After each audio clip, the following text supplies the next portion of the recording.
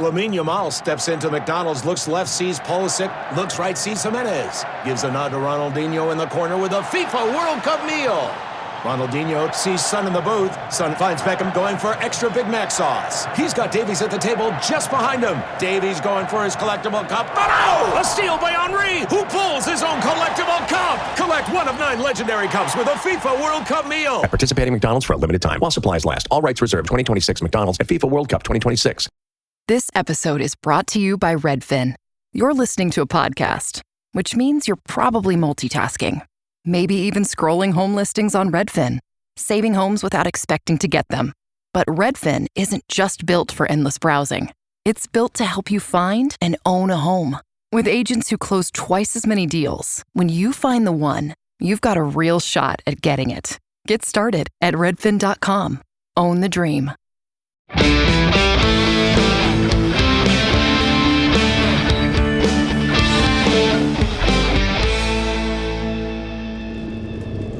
In 2005, 2 brothers hit the road searching for their father and ended up fighting demons, ghosts, monsters, angels, and preventing the apocalypse. Over 15 seasons, Supernatural became more than just a television series.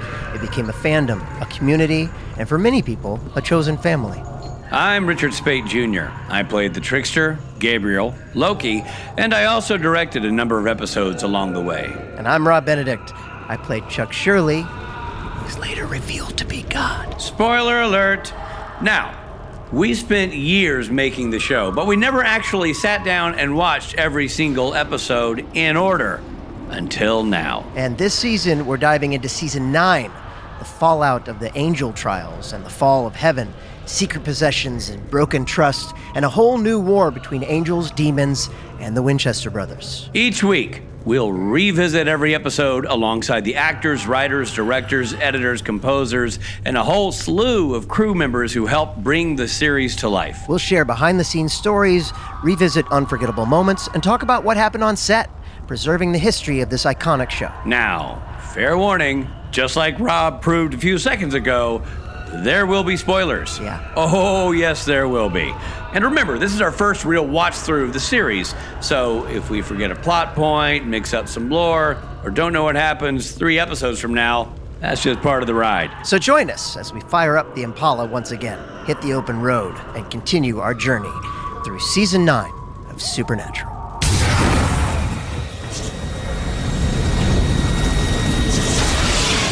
Hey, it's Rob Benedict. And Richard Speight Jr. And we are talking about Season 9, Episode 7, Bad Boys. Bad Boys. Honestly, it raises the question, what are you going to do? What are you going to do when they come for you? Bad Boys. Right. Bad Boys. What are you going to do? What are you going to do when they come for you? I mean, I'm not sure this episode answers that, but it's a good, it's worth consideration. It's a question worth exploring, for sure. Yes, it is. Hey, everybody, what's your favorite podcast episode? Go back and listen to it again. Monster at the End of This Book, Tall Tales, Mystery Spot, Fan Fiction. Dog Dean Afternoon. Dog Dean Afternoon would be the only one that we're not in. Oh, it has to be one that we're in? I don't know. Those are the ones I was naming. Or one that we're not in. Monster movie. Bugs. How about the one with the boat that everybody loves so much? The Happy Fun Boat That Kills You? The Happy Fun Boat That Kills You. Give it another listen. Go back and listen and tell your friends about this awesome podcast that we do. Yeah, do it. Why keep it a secret is my question. Like, I don't understand why mum's the word. Mum shouldn't be the word. The word should be, hey, listen to this podcast. That's hyphenated, obviously, to make it one word. Mum. All right, everybody, are you ready? Well, Rob, are you ready? Because what I would like to see happen in this podcast is that you start with some kind of summary. Okay, let me see what I can do. Okay. When a caretaker at Sonny's home for boys is mysteriously killed by a tractor in the middle of the night, Dean receives a call from Sonny Michaels, the man who once ran the home where Dean lived for 2 months as a teenager. The case brings Sam and Dean back to a place Dean rarely talks about and forces him to revisit an important chapter of his past. All right. The chapter where he lived with Josh Brolin. I mean, Ruth walked in the room and she was like, oh, is that Josh Brolin? Dude, I mean, he came up and I'm like, yeah. I mean, because anything's possible. We had Sterling Brown before Sterling Brown was a movie star. Yeah, we did. You're right. Although at this point, Josh Brolin was definitely movies. Like he was like in Oscar-winning movies at this point. Yeah, but he might have loved the show. Sure, he loved the show. But let's just give props to the guy. Wanted to work in Scale Plus 10 for a little bit. Totally, exactly. CW rates. Stay at the level in Vancouver. Yeah. Let's give props out to that actor who's not Josh Brolin, but he's awesome. I loved that guy. He's great. Oh He's great. He was fantastic. Hey, D-Dog. He's a fitting patriarch replacement for Dean. Oh, man. Yeah, he was great. He was really perfect. Yeah. Through flashbacks to 1995. Also, I liked the age makeup. I believed he was both people in both different eras. Yeah, I agree. It was really well done. Yeah. And again, I know we're about to get into this, but the young man who played young Dean was outstanding. He was outstanding. And I mean, first of all, casting, they must have just put down their pencils when he walked in the room. He looks like young Jensen. Right. And I love that they're still using pencils in casting. But Boy, you got to be able to erase things. Yeah, it's true. Loved Rob Benedict, but then Rich Spate came in. Erase Rob Benedict. So, and also the kid who played the kid whose mom was the ghost. Yeah, sort of the protagonist, if you will. Yeah, it was great. But but a special shout out for a guy who's playing a character that everybody already knows and loves for 9 years. Yeah. He comes in and does a great job. Yeah. Through flashbacks to 1995, we learn that young Dean was arrested after stealing food to help feed Sam while John Winchester, Father of the Year, was away on a hunt. By the way, I just want to say, just so we're giving props, since we called up Blake, that kid's name is Sean Michael Keir. He was great too. Really great. Playing young Dean. Yeah. But dude, okay, you just made a joke, but I want to talk about it. The Father of the Year thing. It's amazing. Some of these episodes really shine a light on how effed their childhood is. And how bad John Winchester was. Yeah. You know, I mean, pulling him out on prom night or whatever, that I know that's the end of the story, but I know. It's crazy. I know. It was very Spady. Very Spady. Very, like, where's dad? I don't know. Honk, honk, there he is. Get in the car. No, more like, you can't go to prom. Wait, we never hear him speak. That's you. Why can't I go to prom? I don't know. It's very Spady, like you pulling the boys out of prom to go. That's true. Wrestle an alligator or whatever. That makes total sense. And here I was foolishly thinking we were having a serious conversation about. You're right. John Winchester, not a good father, and yet people love him. I don't, dude, the biggest pass in entertainment that guy gets. I mean, people, are all upset at me because I snapped my fingers and a dog went poof. But this guy's really screwing these kids' lives up. It is kind of actually really weird that you get more grief for harming a dog than John Winchester gets. I didn't harm him. He wasn't hurt. Deeply damaging two individual young men. Yeah, well. As children. We can debate that another day. But through flashbacks to 1995, we learned that young Dean was arrested after stealing food to help feed Sam while John Winchester was away on a hunt. Rather than tell Sam the truth, John sent him to Bobby Singer's house and left Dean at Sonny's home for the boys. I think I'd rather be at Sonny's home for the boys than Bobby Singer's junkyard. Yeah. When I first saw Sonny, I thought it was young Bob Singer. I just was confused who's going where. Oh. And I was like, wait, is this supposed to be young Bob Singer? But it wasn't. It was Sonny.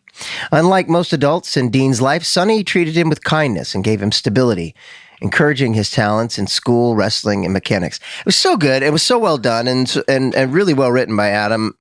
Just at the end when he's like, look, if you want me to go to bat for you, if you want me to go out and talk to your dad, I'll do it. I thought that was really sweet. That scene, Sean was great. Yeah. Sean and Blake were just great in that scene. Yeah. I mean, it's really moving. It got me. And I also thought obviously this is a timeline thing you have to mess with in TV. You don't have a choice. But like, he arrives, and then 2 months later, he's wrestling champion. I know, there's a lot. It could have been 6 months, but we stuck with 2. Yeah. And prom, wrestling champion happened quick. Hey, listen, and that young lady, you know what I mean? Yeah. She was a cutie. Have we seen that actress? Has she done another episode of Supernatural? I was married to her in an episode that you and I did of Beyond Borders, Criminal Minds Beyond Borders. That's why she looks familiar? In an episode written by Adam Glass. Adam Glass. So he's the through line here. Yeah, I think that's why. I mean, you might have worked with her on something else. I think she's Canadian or half Canadian. Or maybe I just saw the episode and I saw the scene you did with her. I obviously wasn't in that scene. It could be that, but honestly, she works a lot. Her name is, I think, Erin Kerpluck. I'm not sure that she hasn't been like in something else I've had a hand in. I don't know. She probably has. She works a ton. She's great in the episode. Really good. Yeah, Erin Karpluk. Back in the present, Sonny explains the strange events that have been occurring around the farm. Flickering lights, rattling doors, and now a death. Sam and Dean begin investigating what appears to be a ghost haunting. Meanwhile, Dean meets Timmy Conroy, a quiet young boy who was present when the caretaker died. Yeah. The brothers initially suspect the ghost of a former farm owner who allegedly murdered his wife and blame the caretaker for the affair. So they burn the man's remains, believing the case solved. Wait a second. The brothers initially suspect the ghost of a former farm owner who was, okay, right. Like that was the grave they burned. Right. They dig him up, burn him, and say, good job, and they hit the road. However, the haunting continues when Ruth, another employee, is mysteriously drowned in her bathtub. So here's a question. The young man is, the mother is protecting her son, right? We're not there yet, but yeah. What had Ruth done that was threatening to the son? Like, why was she a victim? She's perceiving everybody else as a threat. That's the problem, is that the ghost is mistakenly perceiving anyone else as a threat to her son. Gotcha. The investigation also reunites Dean with Robin, a waitress at the local diner, and his teenage fling from his time at the farm. Yeah. Through additional flashbacks, we see Dean open up to Robin about his dreams of becoming a mechanic and escaping the hunting life. The two shared a genuine connection, and Dean briefly imagined a future that didn't involve following John Winchester's path. This is the first person that Dean's met that I thought, okay, I can see this. Sure. I mean, like, I know we've had, like, Dean has had relationships, and I'm always like, yeah, this feels like the CW version of it. This felt like, yeah, he just wants a blue-collar life, and she's just a gal working, and it made sense. It did make sense. Yeah, and those two kids really had to make out. Yeah. I don't know, I felt like, are we old enough just to be kissing? Room for one more, Robbie says. I did not. As the deaths continue, Sam uncovers details about Timmy's past. Abandoned after a tragic car accident that killed his mother, Timmy has lived with deep emotional trauma ever since. Searching the barn, Sam finds drawings revealing the accident and realizes the haunting may not be tied to the farm at all. Instead, Timmy's mother's spirit has remained attached to him since her death. The truth comes to light when Timmy admits he cannot control his mother's ghost. Believing she is protecting her son, the spirit attacks anyone she perceives as a threat. They do mention that the woman who drowned is a real, like... Looker? No. That's always your answer. No, she's really strict. So the mom perceives her as a threat. Believing she's protecting her son, the spirit attacks anyone she perceives as a threat. When she targets Robin, the brothers rush to save her. Dean attempts to destroy what he believes is the ghost's final connection to the world, an action figure she gifted to And that's such a bummer for the kid. He's like, no. I love you, Timmy. I love you. I know. He burns. Please don't burn me. The flames really hurt. I feel real person feelings. She burns it as it's like talking on the... I feel people feelings. Timmy, so sorry. And Dean is kind of like, that wasn't it, Timmy. I'm like, oh, come on, man. How about my bad. Let's keep it burning just in case. Egg on my face, Timmy. He finally realizes the only way to end the haunting is for Timmy himself to let it go. So Dean encourages Timmy to confront his mother. When the boy tearfully tells her that he will be okay on his own, her spirit abandons its violent form, returns to her true appearance, and peacefully moves on. Yeah, that was way easier than expected. Yeah. Afterward, Dean and Robin part on good terms, acknowledging what might have been. Sam asks Dean why he left Sonny's farm when he was clearly happy there. Flashbacks reveal the answer. Just before a school dance, John arrived to take Dean home. Sonny offered him the chance to stay, but when Dean saw young Sam waiting in the Impala, he chose family over the normal life he secretly wanted. With tears in his eyes, Dean left the farm and returned to the road, setting the course for the rest of his life. Kind of feel like Dean should have swung by Toys R Us and gotten the kid a new Smasher toy. Yeah, that would have been a good sort of epilogue. Toy kind of looked like Homelander, too. It did. It was like a little bit of foreshadowing. Well, and also... he's got that in his hand. There's a scene where he's got his hand, and then the mom of the ghost, like the hand touches his shoulder. Yeah. Right before a commercial break, and I felt like the hand might have been. For a second, I thought, oh, it's the superhero come to life. Yeah. And I was like, oh, okay, that's where we're going. It's sort of pre-boys land, but it wasn't. Yeah, it was a trippy whole thing, man. You know what I mean? But I really enjoyed this episode. Kevin Parks directed it, by the way. I knew that. And Adam Glass wrote it. But let's officially talk about what we thought, Rich. Well, that means I need to do this. Arr, arr, arr. Rob and Rich, ratings.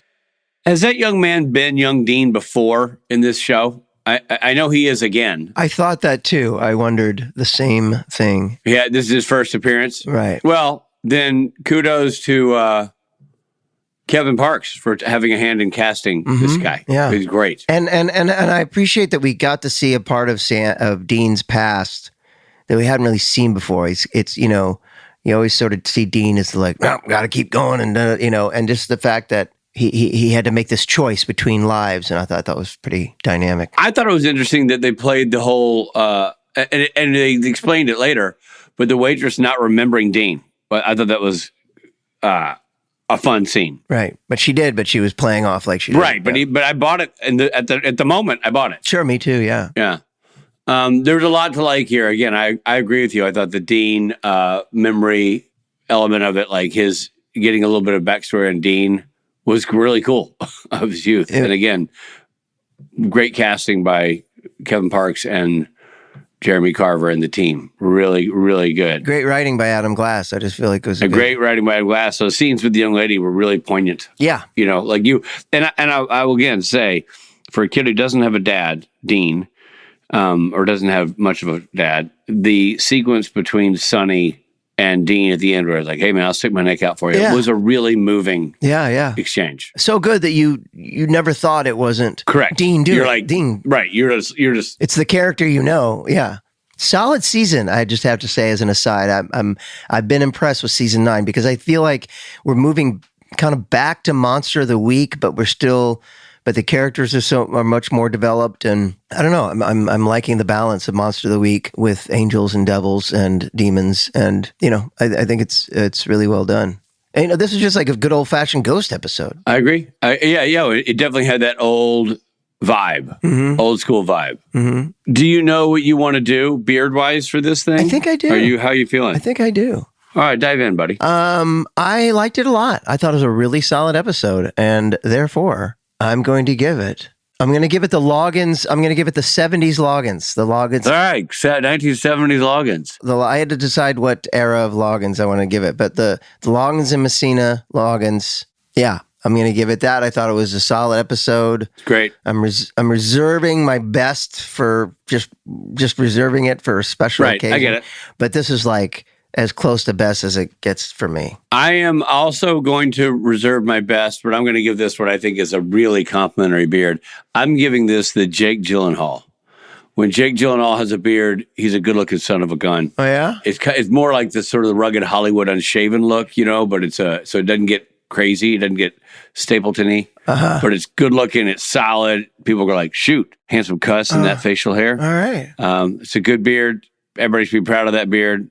I wish I could grow that beard. Great. You get the Jake Gyllenhaal. Great. Do you think Kenny Loggins and Jim Messina still get along? I'd like to think so. They made each other a ton of money. Did they? Well, Loggins and Messina was a really popular act. Were they? I think. And Messina had written a bunch of songs for other people. My understanding is he was just brought in to be a co-songwriter. Oh. And in the process of demoing the songs, Kenny's like, maybe it should be both of us. Oh, wow. I didn't know you were such a Loggins Messina expert. I went down the rabbit hole because I'm like, why is Kenny Loggins a household name, at least for our generation? Right. And Messina isn't. Right. To me, Loggins and Messina was just the band it's like Seals and Crofts or the band he was in before he was Kenny Loggins, Right. No, but apparently he'd been signed to an individual contract and then they wrote so many cool songs together that they just released together. Huh. All right. Anyway, all right. Well, there you have it. There are our ratings. There are our ratings. Man, it'd be cool to talk to somebody about this episode who understands it at a deeper level. Someone on the inside? Yeah, I wish. Well, nevertheless, we've got Adam Glass. Oh, wait a minute. We do? Yeah, the writer of the episode and our friend is back. And here's our conversation with Adam.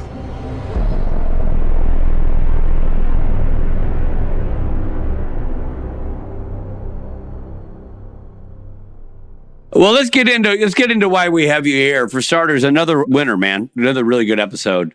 Out of the gate here, I have a question for you about casting.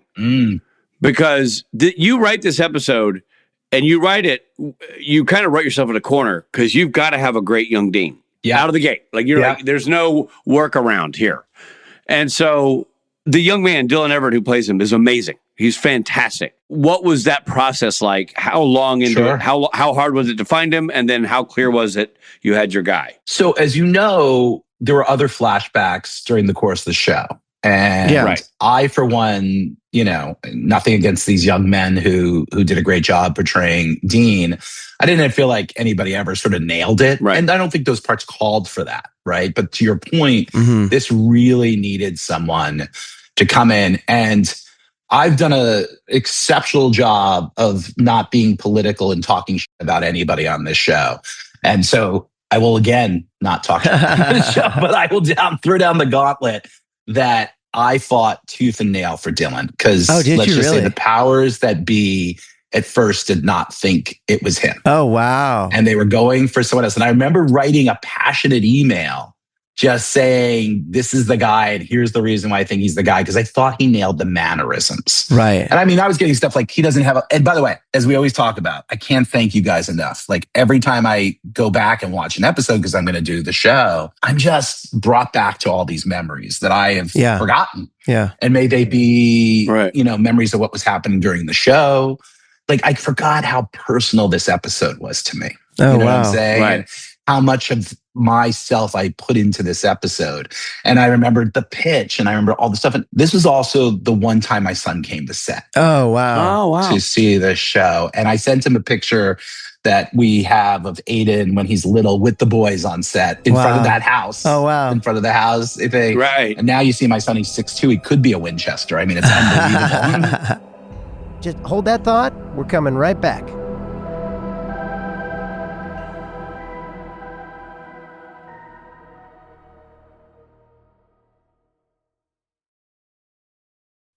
When people hear that Mint Mobile plans are only $15 a month, a whole lot of people wonder, what's the catch? Well, I can tell you from firsthand experience, there isn't one. The only catch in this commercial is this guy. There are no gimmicks and no gotchas. Just unlimited talk, text, and data, fast, reliable coverage on the nation's largest 5G network, and an award-winning care team. I guess that makes Mint Mobile a catch. Kind of like this guy. Look, since switching to Mint, I've been able to keep a tight grip on my bill. I got 3 sons. They all are on the phone more than I would like, quite frankly. I don't want to go bankrupt for these kids surfing the web and calling their friends and calling their friends about surfing the web and surfing the web to find their friends to call their friends to surf more. Point being, I know what I'm spending, so there's no surprises. That's what I like, and that's what you get. Mint Mobile took what's wrong with wireless and made it right with premium wireless for $15 a month. You can even bring along your current phone and phone number. You choose from 3, 6, or 12-month plans and say goodbye to a monthly bill. Sign up online and get 3 months of premium wireless service for $15 a month. Do it. You'll be glad you did. No need to thank me, but you're welcome. To get your new wireless plan for just $15 a month, go to mintmobile.com/SPNTAN. That's mintmobile.com/SPNTAN. Cut your wireless bill to $15 a month at mintmobile.com/SPNTAN. That's it. There's no catch. $45 upfront payment required, equivalent to $15 a month. New customers on 3-month plan only. Speed slower above 40 gigabytes on unlimited plan. Additional taxes, fees, and restrictions apply. See Mint Mobile for details. Starting or growing your own business can be intimidating and lonely at times. Your to-do list may feel endless with new tasks, and lists can easily begin to overrun your life. So finding the right tool that not only helps you out, but simplifies everything as a built-in business partner can be a game changer. For millions of businesses, that tool is Shopify. Shopify is the commerce platform behind millions of businesses around the world and 10% of all e-commerce in the US. From household names like Gymshark, Rare Beauty, and Heinz, to brands just getting started. Shopify has hundreds of ready-to-use templates that can help you build a beautiful online store that matches your brand style. And you can tackle all the important tasks in one place, from inventory to payments to analytics and more. No need to save multiple websites or try to figure out what platform is hosting the tool that you need. And if people haven't heard about your brand, you can get the word out like you have a marketing team behind you, with easy-to-run email and social media campaigns to reach customers wherever they're scrolling or strolling.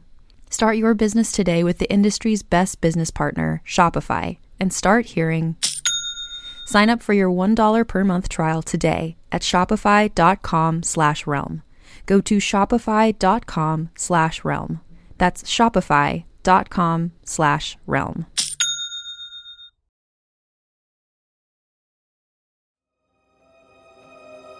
Thanks for listening. Now, back to the episode.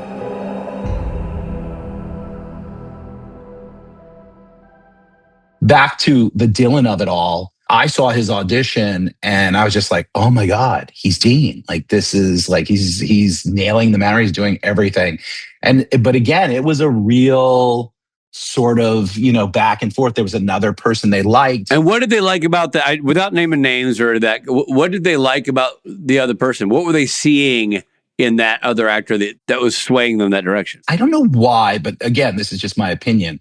I sort of felt like they always made Dean a big kid, right? Like he's always sort of a little chunkier and a little bigger, and maybe, again, listen, I'm super guilty of this. And the fans many times accused me of this, again, and in this episode for sure, we're putting our own stuff into the show. Of course you are, though. Of course you are. So I think whoever had cast him in the past saw him as like, a husky kid, and he was this and that, and he, blossomed into this beautiful, beast that he became. Right. So I don't know what it was, but it was just back and forth. And it really came down to me and Jeremy. And to Jeremy's credit, he's like, look, you feel really passionate about this. Like, let's go with this kid. And he sort of said, let's do it. And then it became Dylan. And then, as you know, Dylan came back a ton of times and Dylan did a great job and the fans loved him. And follow up on that. Do you remember if he was Canadian or American? Canadian. For my money, yeah. I think the casting is unbelievable. He is so good. Yeah. And I think it's because he's not big. I mean,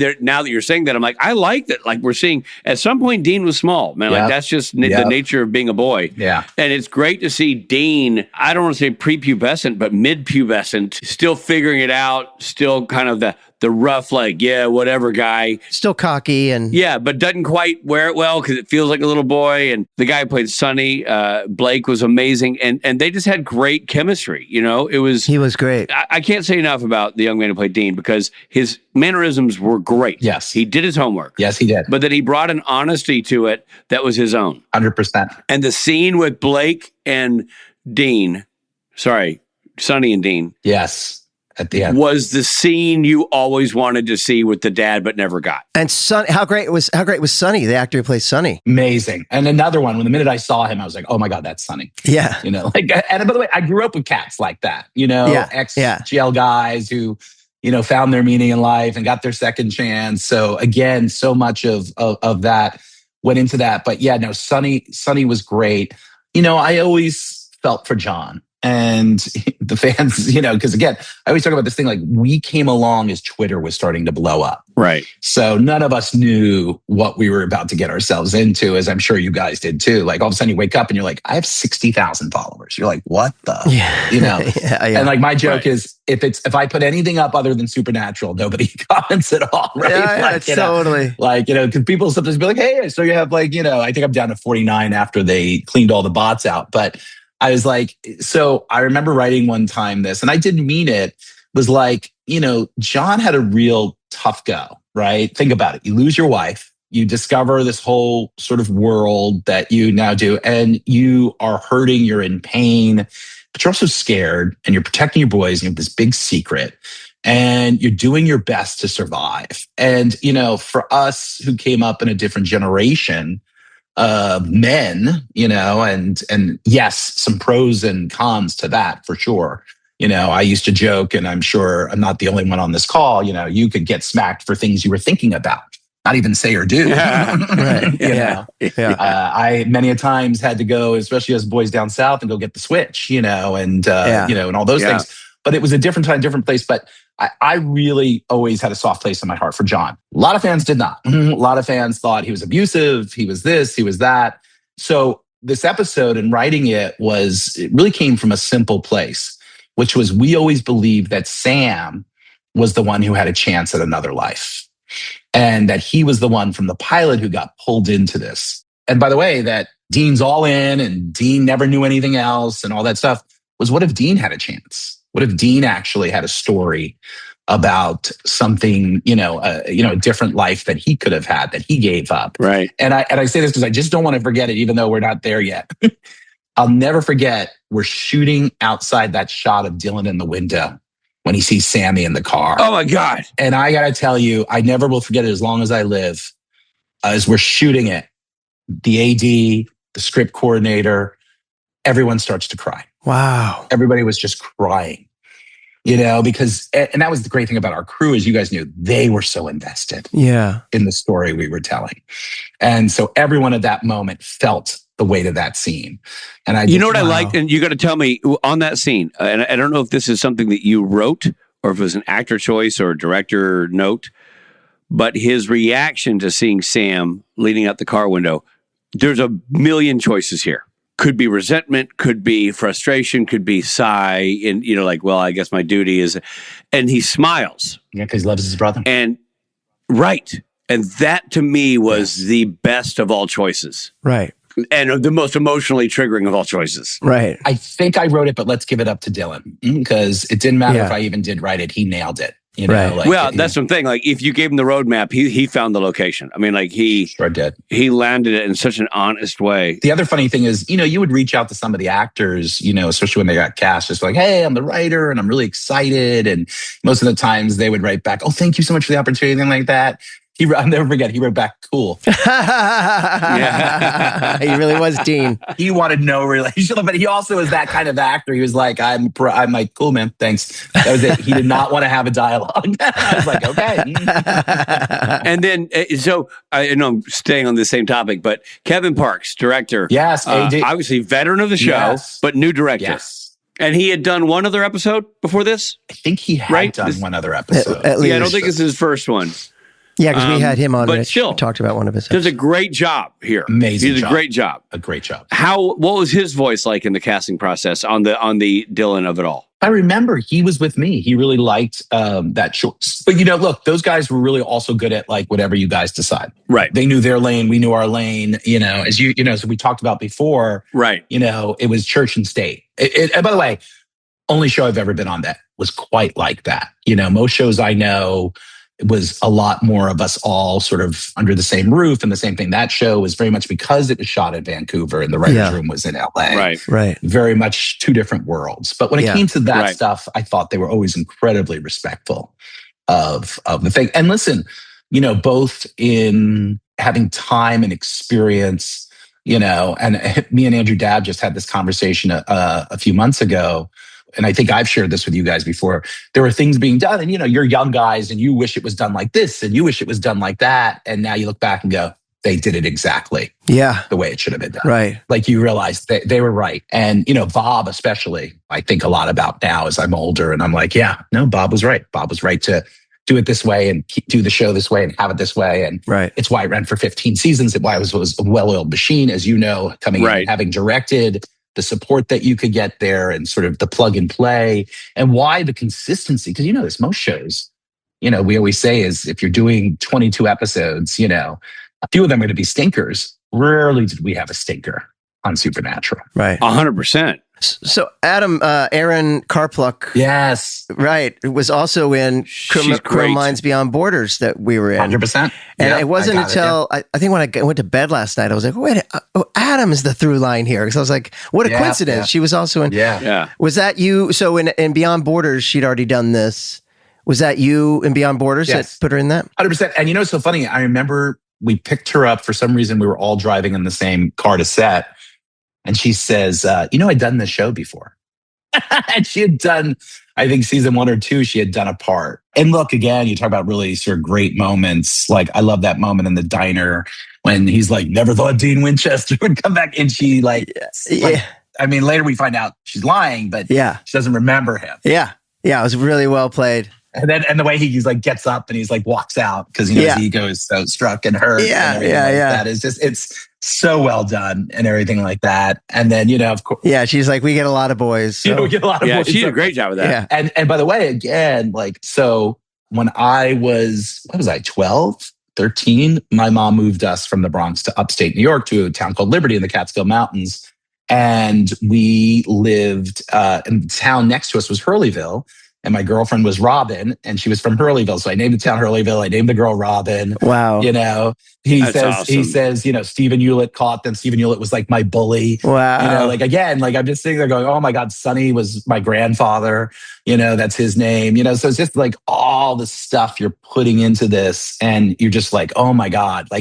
Again, I was like saying to my wife last night after I watched it, I just forgot how much I had put of my life into this episode, especially. In general, I really like, I'm really liking season 9. I feel like there's a great balance of kind of back to Monster of the Week in a way. I like that this was kind of a good old fashioned ghost story. Was that a conscious effort? Because I really feel like we're really well aligned in the show right now. Like it knows what it is. The characters are more developed. We're still doing Monsters of the Week just like we did in season 1, and we love that. And we're moving the myth of the mythology along with the demons, but it's not overwhelmingly demon. Was that a conscious effort this season to sort of go, hey, let's get it back to what it was a little bit? It's so funny you say that.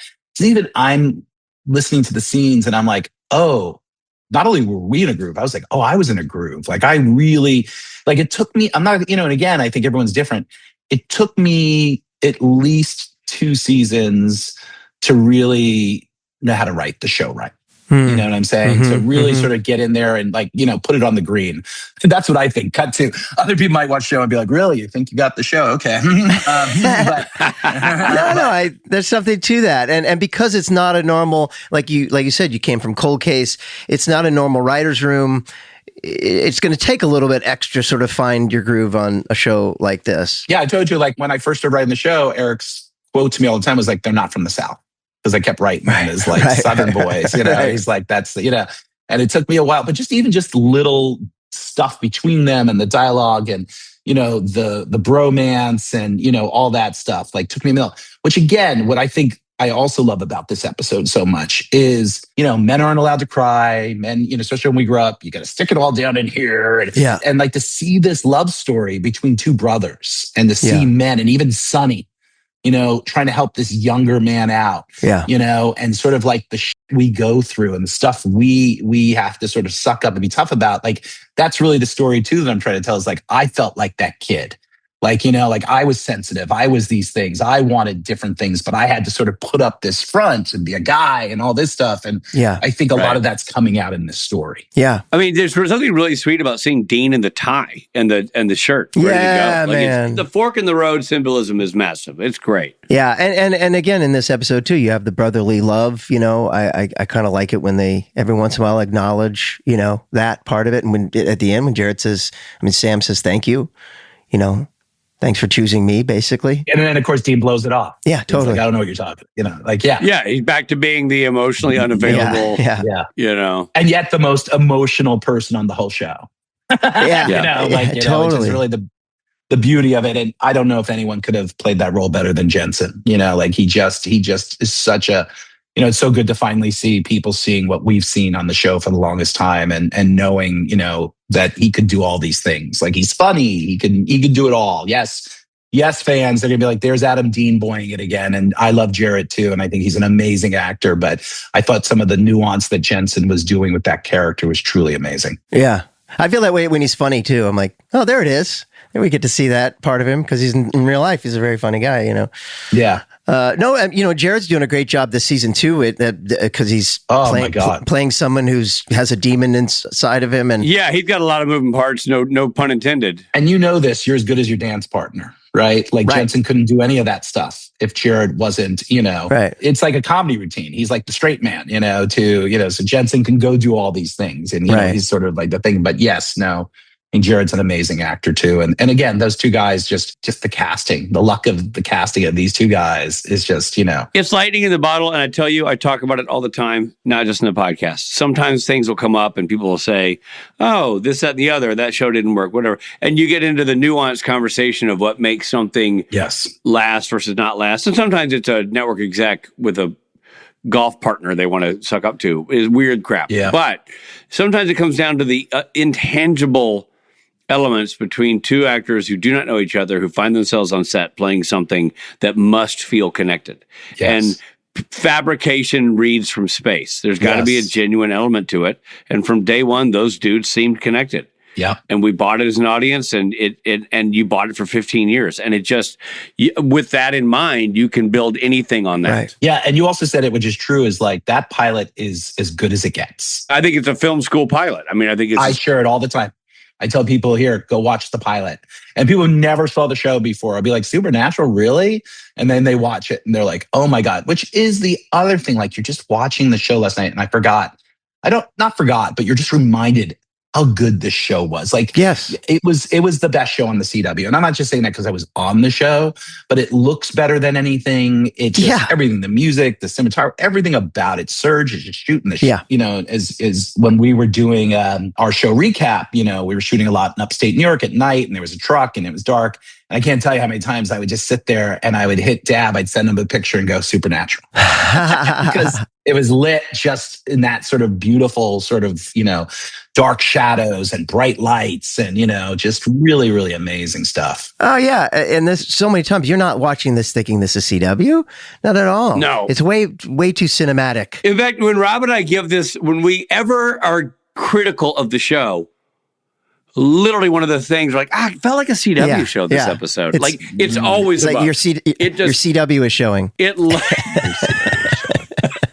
Excuse me, sir. Your CW is showing. CW is showing. Well, it's funny because we have JD Pardo in our show in recap, and there are moments he plays this character, the courier, and he also comes from the CW. I'm trying to remember what show JD was on in the CW. He was on some show that ran for a couple of seasons, but it's funny. It's like they all came out of this same thing, but there are moments where him and Jensen could be brothers. I mean, it's unbelievable. And I'm like, because I kept being attracted to his performance. Like, what is it? What is it? What is it? And then all of a sudden it hit me at one point. I'm like, oh my God, he's got some Dean Winchester in him. That's exciting. Yeah. So when can fans expect to be able to see that? What's happening with that? Well, I'll tell only what I can, which is we are in negotiations with a major streamer right now. And this is the Dab Glass collaboration, right? Yes. We went and shot an 8-episode independent series called Recap. People who do this, my joke is, and hats off to the people who have done this before, but usually it's like mumble theater in a cabin, and two people. We took this to another level. We did a full-blown show with scope and all that stuff for a fraction of the price. It was quite a gamble, and our investor took a gamble, but thankfully it paid off. And we're being told first quarter of next year it will show. I can't say the studio, but just, where everyone's ecstatic. So the experiment worked. God, that's amazing. That's so cool that you guys did that. All right, so keep an eye out for Recap. Thank you. Yeah, man, absolutely. Gosh, it's always great having you on the show, man. And this was, I loved the episode, and I didn't realize until speaking with you how personal it was. And that is why it is so good.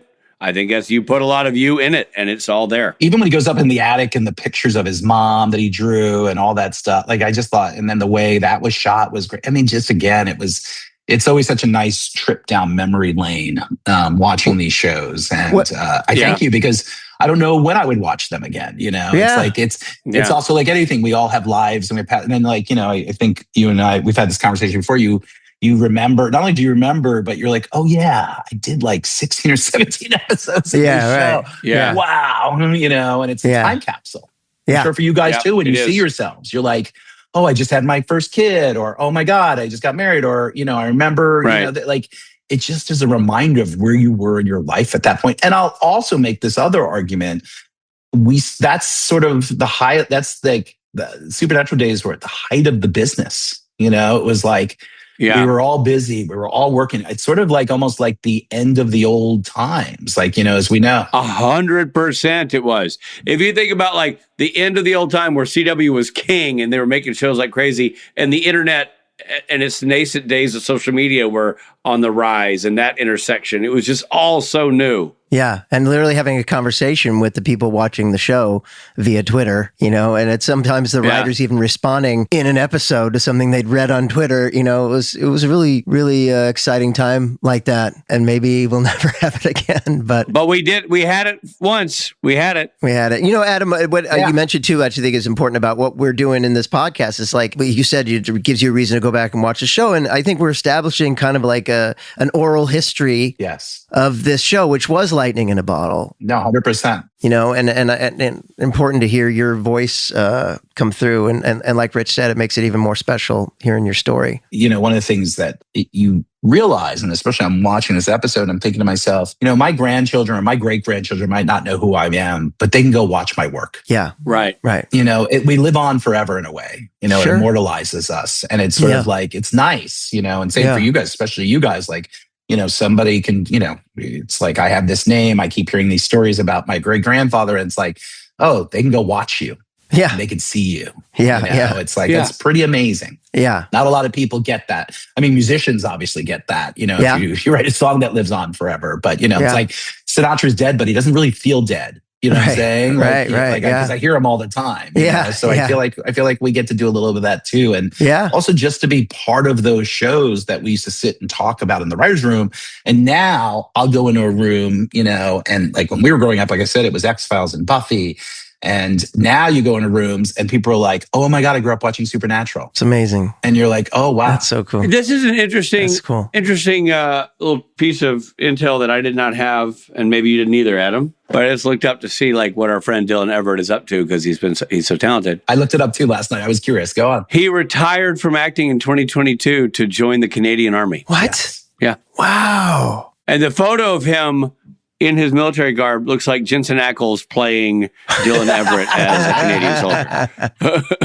I mean, he's still a young, handsome, rugged-looking dude, and he's now... Yeah, he's 31. I did the same thing. I was like, what happened to Dylan? He was so good. He was also on Degrassi. Like, he had quite a youth career. But it's interesting, that's also the other side of it.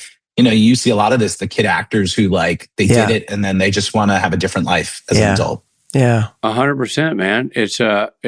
And I remember meeting him on set, and he seemed like a young man who was not caught up in all that other stuff. He just really came, did the job, and went home. Right. And cool. Was a nice kid. But yeah, exactly. Cool. Cool. Good for him. I mean, this is not. If you're looking for an emotionally stable career, this is not the one for. I mean, like good for. The weird thing is. Obviously, he's putting himself in great peril being in the Army, and I salute that tremendously and thank you for your service. Yes, sir. I think he obviously is putting himself in harm's way physically. Emotionally, he's probably safer. Yes. 100%. Yeah. 100%. Because he knows what he's going to do tomorrow.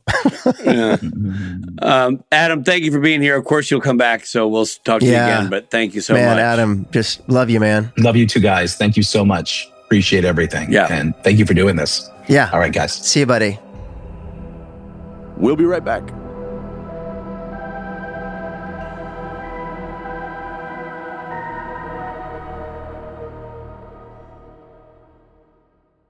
Study and play come together on a Windows 11 PC. And for a limited time, college students get the best of both worlds. Get the Unreal College Deal. Everything you need to study and play with select Windows 11 PCs. Eligible students get a year of Microsoft 365 Premium and a year of Xbox Game Pass Ultimate with a custom color Xbox wireless controller. Learn more at windows.com/student offer. While supplies last. Ends June 30th. Terms at aka.ms/collegepc. This summer, Prime Video takes you back before Legally Blonde, before law school, and into the world of Elle Woods in high school. Set in 1995, this Gemini vegetarian knows exactly who she is until her family moves from Bel Air to Seattle. Packed with iconic fashion, 90s nostalgia, and a throwback soundtrack, Elle proves one thing. Law school was hard. High school was harder. From the world of Legally Blonde, watch Elle, a new original series only on Prime Video July 1st. Hey there, thanks for listening. Now, back to the episode.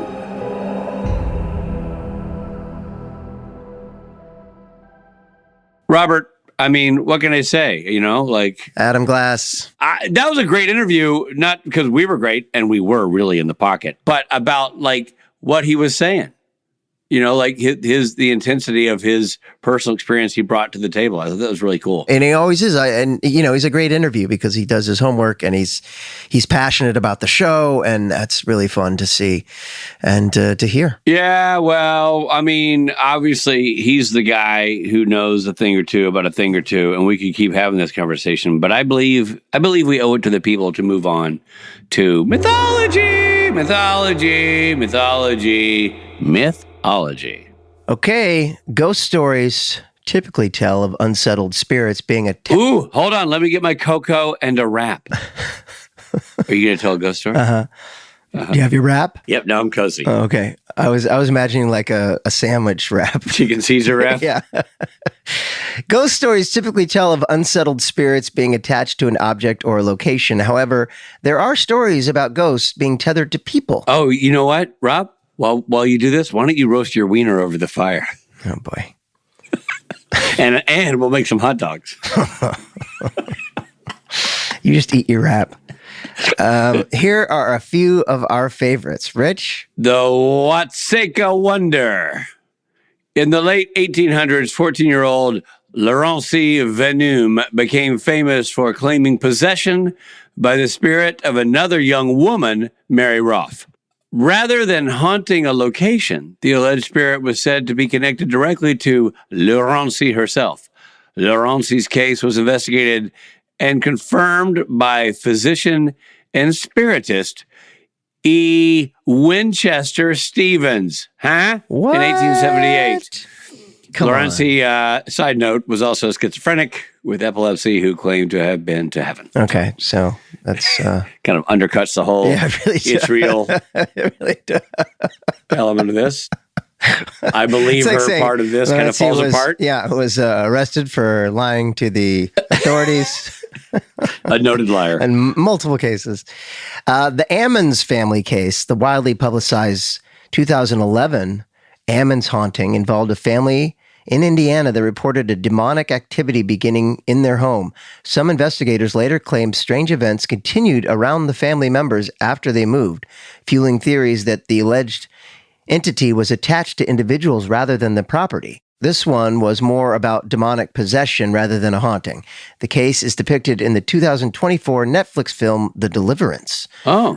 I don't even know this case or what this is. This widely publicized case did not make it to my desk. I did not hear that this case. No, or to my Netflix, you must watch. No, I've seen Deliverance, but not The Deliverance. Correct. So. And I've had a lot of deliveries. Yes, you have.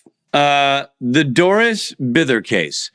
In 1974, Bither claimed, let's call her Doris. In 1974, Doris claimed she was terrorized and sexually assaulted by invisible supernatural entities. Her claims were investigated by UCLA parapsychologists who reported witnessing poltergeist activity and floating luminous lights, even when she changed locations. She had a history of substance abuse, physical trauma, and abusive relationships. Many professionals believe the documented events were likely manifestations of extreme psychological trauma, stress, and self-delusion. The case was the basis for the 1981 best-selling book and the 1982 film, The Entity, starring Barbara Hershey. Yes, that one I have seen. Wow, really? I saw The Entity. Oh my God, how was it? It was great. I saw it when I was about 14, and I can tell you that Barbara Hershey is naked all over that thing. Really? I mean, that's what stuck with me as a 14-year-old boy. Of course, that's why you remember. Barbara Hershey, who, by the way, built by the gods and just nude as the day as she was born, all over that thing. Wow, yeah, you're an expert on The Entity. I never knew. I'm surprised you don't quote The Entity more. But I'm telling you, it's where I started my love affair with Barbara Hershey. Yeah. And then a couple years later, it became Madeline Stowe. You know, like I had my love affairs with these the brunettes actresses. And it's got some crazy scenes too. I bet. I can't imagine. The sci-fi element is weird because she is attacked by unseen forces. And again, this is way before you would take that for granted from a special effects standpoint. That's creepy. All these things creepy. All these stories, this mythology. It makes me feel scared. Yes. Well, maybe we should lighten the mood with something fun. Okay. Try me. How about fun facts? Fun facts. Fun facts. Fun facts. Before we get into the Steve Hine written fun facts, I have a fun fact. Fun fact is, when I was looking for the beard for this episode, I thought, maybe Rob Benedict's beard from Beyond Borders. I couldn't remember if you had one. And I looked it up, and you did not have a beard in Beyond Borders. That's right, because you did, and they needed us to look different than each other. Right. So I just realized that won't work. But when I searched Rob Benedict beard, Beyond Borders, whatever, what popped up was a biography of yours. I did not know you were born in 1962 on October 18th. Oh my God! What the hell? And I just sent it to you to prove that I'm not making this up. Oh my God! Benedict was born October 18th, 1962 in Columbia, Missouri. Wow! And the name of your parents are not known. Yeah, they never. And nobody knows why you wanted to be an actor. Yeah. But they know that you went to Northwestern. Wow. And got a degree in performance studies, and you got your first job right, and Richard Code right, and all these other things. But man, you've been lying to a lot of people who thought you were born in September of 1970. Well, someone obviously told the truth, and now the press knows. Did the research. I get why you lied about the year, but why the month? Why are you embarrassed about being born in October? Well, I was born in September, but I don't know. It didn't feel right. I felt like this podcast has certainly raised more questions than answers. True. But anyway, well, I digress. And other fun fact was Erin Karpluk was my wife in Beyond Borders. The title of the episode comes from the 1983 Sean Penn movie Bad Boys, about locked up juvenile delinquents. In Brazil, the title is Delinquentes, which means, I have no idea. Delinquents. Oh. Delinquents, okay. Yeah. I speak a little Portuguese. Portugal, Feliz Pascua, buddy. Thank you. Happy Easter to you as well. Sam picks up and starts reading The Marvelous Land of Oz by L. Frank Baum. Yep. It's the sequel to The Wonderful Wizard of Oz, which Sam gave to Dorothy in Slumber Party. Why did you say it in Spanish? What? You can't just say his name? Who? Frank Baum? You have to say El Frank Baum. Well, it feels like, it's like if your son Frank got a bath bomb, I might say it's El Frank Baum. El Frank Baum. Actor Dylan Everett shares a birthday with the character Dean Winchester, January 21st. And Dylan, tip of the cap, buddy. You just nailed it as Dean Winchester, and you have the same birthday as the character Dean Winchester. That's right. So go figure. And by the way, here's a little fun fact. The first shot I ever shot on Supernatural as a director was a shot of Dylan Everett. What? He has one scene in my first episode I directed. You just said, did he ever come back? I know, before this. I know he works after. I didn't know this is the first time we'd seen him. I didn't know that you knew he worked after. I didn't know that you knew that you'd worked with him. Yeah, I'd worked with him. Wait, that really? Yeah, he had one, and I had to shoot it out of sequence. It's one of those things, Rob, where he wasn't available during the episode dates. So during somebody else's episode, I had to run over with Brad and shoot one shot of him in the phone booth. Wow. Making a call to Sam while Dad waits in the car. Wow. And he was great. That's a great fun fact that we're just now finding out. Did you just now remember, or did you know this the whole time? No, I was kind of waiting for the fun facts. All right. Well, here's another one. Dean was initially scripted as 14, but after seeing Dylan Everett on screen, the crew used ADR to change his age to 16 in post-production. I think we need to have him on at some point down the road, because he is so good as Jensen/Dean. Yeah. Would love to chat with him about it. Anyway, another great episode, another great podcast. Nice job, Kevin Parks. Yeah, we'll see you on the next one. This episode of Supernatural features Jared Padalecki as Sam Winchester and Jensen Ackles as Dean Winchester. Guest stars include Blake Gibbons, Sean Michael Keir, Karen Conoval, Dylan Everett, Erin Karpluk, and Sarah Desjardins. Bad Boys was written by Adam Glass and directed by Kevin Parks. Editing by Nicole Baer. Music by Jay Gruska. Makeup effects lab technician Kaylee Jian. Executive produced by Robert Singer and Jeremy Carver. Supernatural was created by Eric Kripke. This episode featured the following song, Stolen Love by Journey.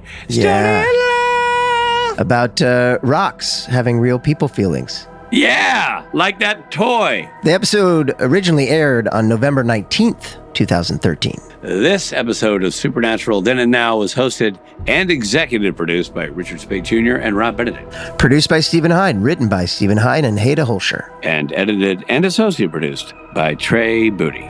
What's up, Booty? Stone and Booty! Music provided by Tin Win. Stone and Booty really changes the meaning of that song. It certainly does. Sounds less sexy. The episode was recorded with the help of Sonic Fuel Studios. This podcast is from Story Mill Media. Follow the podcast on Instagram and YouTube at SPN Then and Now. Become a member of the podcast to get early access, chat rooms with other podcast fans, and video interviews at patreon.com/SPN Then and Now.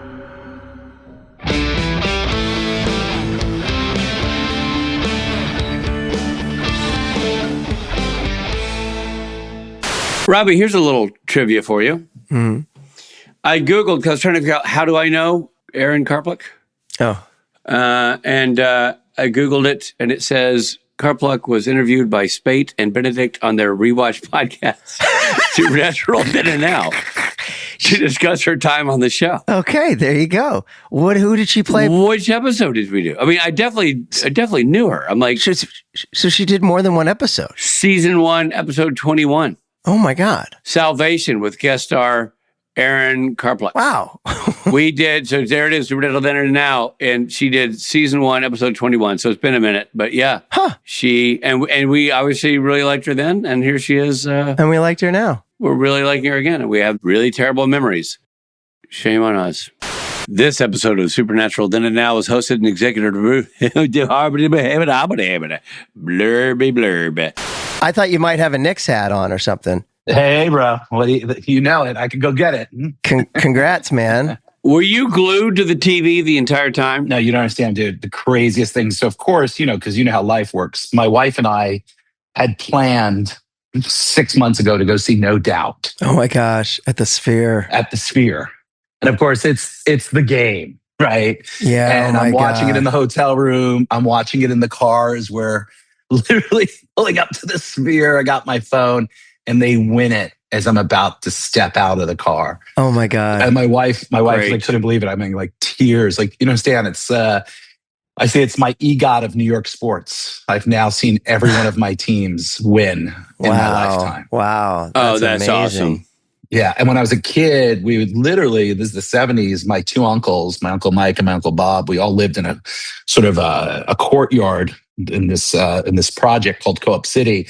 And we would sit outside in lawn chairs and listen to the games on the radio. So it just brought back all these childhood memories. And, wow. All this stuff. So I was super, excited to see them finally win it. Oh, buddy, that's so cool. That's amazing. And I think it was good for New York. I mean, you saw those videos of people all watching them in their neighborhoods together.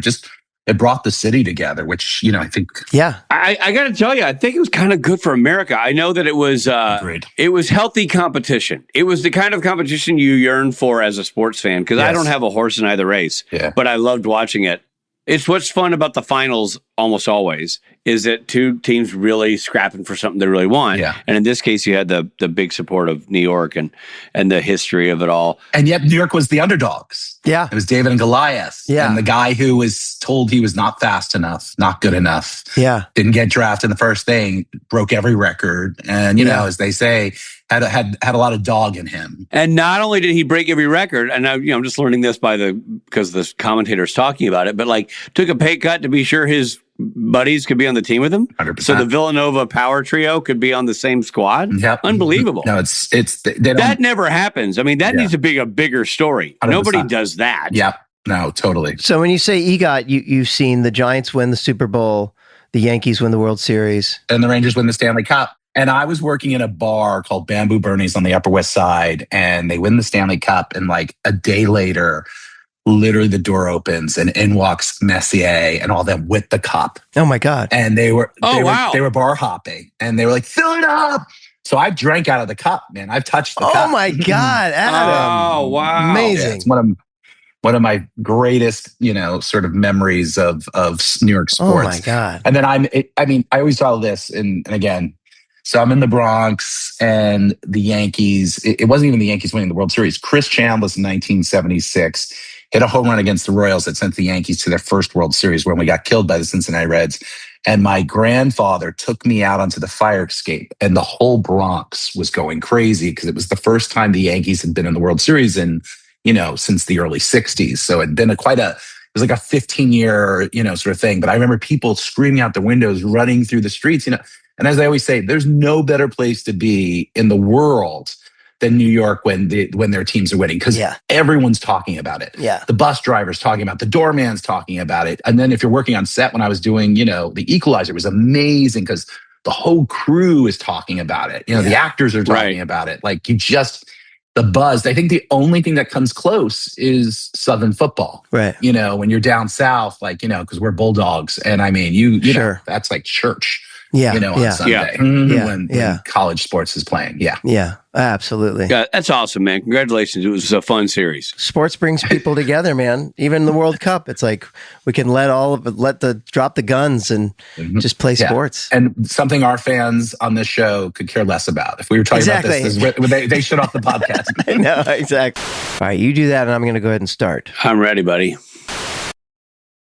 And honestly, and then it came back to me. I think I had a conversation with her because we're in I think we only have a couple scenes together, but it's when you're dead and I'm in the hospital and she's by my side and we have a baby and we name the baby after you and your name, not to confuse anybody, was Robbie. Story Mill Media.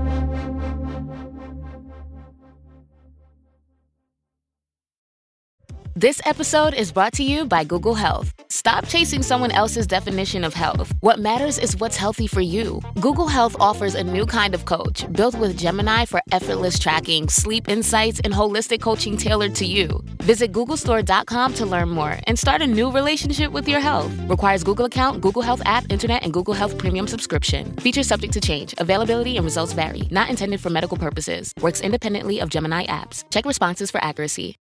Spotify, it's Jay Shetty. Are you one of those media strategy people? Scrolling through spreadsheets, searching for an audience that pays twice as much attention to your ads than they do on social?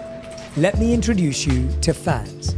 And they're here with me on Spotify. Trust me, I know Fans. They don't skip, they stay for hours. They don't move on, they manifest. They're not a demographic group, they're fans. Spotify advertising. You're among fans.